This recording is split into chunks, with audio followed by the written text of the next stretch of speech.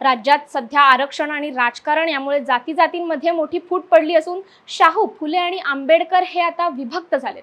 त्यांचा वेगवेगळा महाराष्ट्र निर्माण झाला असल्याची खंत 89व्या साहित्य संमेलनाचे अध्यक्ष श्रीपाल सबनीस यांनी व्यक्त केली आहे। केंद्र सरकारने मनुस्मृतीचा अभ्यासक्रमात समावेश करण्याचा प्रयत्न केला, त्याला यावेळी विरोध झाला म्हणून त्यांना ते मागे घ्यावे लागले असं म्हणत श्रीपाल सबनीस यांनी केंद्र सरकारवर मनुमोदी असल्याचा आरोप केलाय। पुण्याच्या पुरंदर तालुक्यातील नीरा येथे गल्हाटा काव्यसंग्रहाच्या प्रकाशन समारंभ प्रसंगी सबनीस बोलत होते।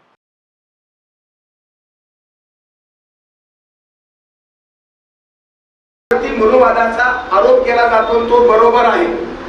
मनुस्मृती जाळल्यानंतर नवीन संविधान आल्यानंतर पुन्हा या भाजपच्या सरकारने केंद्रीय मंत्रालयाने मनुस्मृती पुन्हा घुसडण्याचा प्रयत्न केला। नवीन अभ्यासक्रमामध्ये केंद्र शासनाच्या अभ्यासक्रमामध्ये पुन्हा ओरड सुरू झाली आणि मग ते बाजूला सारलं गेलं।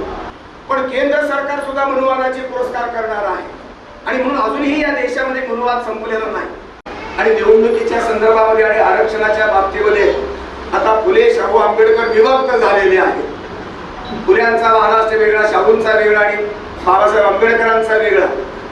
दलित वेगळे, एसटी वेगळे, एनटी वेगळे, ओबीसी वेगळे, मराठा वेगळे, ब्राह्मण वेगळे, असा वेगवेगळ्या जातीचा महाराष्ट्र आणि जातीचा भारत उभा राहिलेला आहे।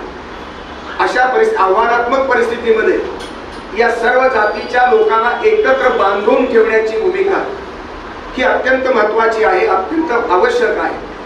तीच भारताची राष्ट्रीय एकात्मता आहे, तीच आजची गरज आहे। ज्या संबंध गरजेला न लक्षात घेता राजकीय व्यवस्था संबंध मोडीत काढून राजकीय नीतिमत्ता संबंध सत्ता आणि सत्तेचा वापर अत्यंत वाईट कामासाठी वापरण्याची पद्धती सुरू झालेल्या कालखंडामध्ये भाषा आणि भूमिका अत्यंत किळसवाणी झालेल्या कालखंडामध्ये संस्कृतीच्या संबंध प्रसारामध्ये एक विकृतीकरण आल्याचा आपण अनुभवतो आहोत।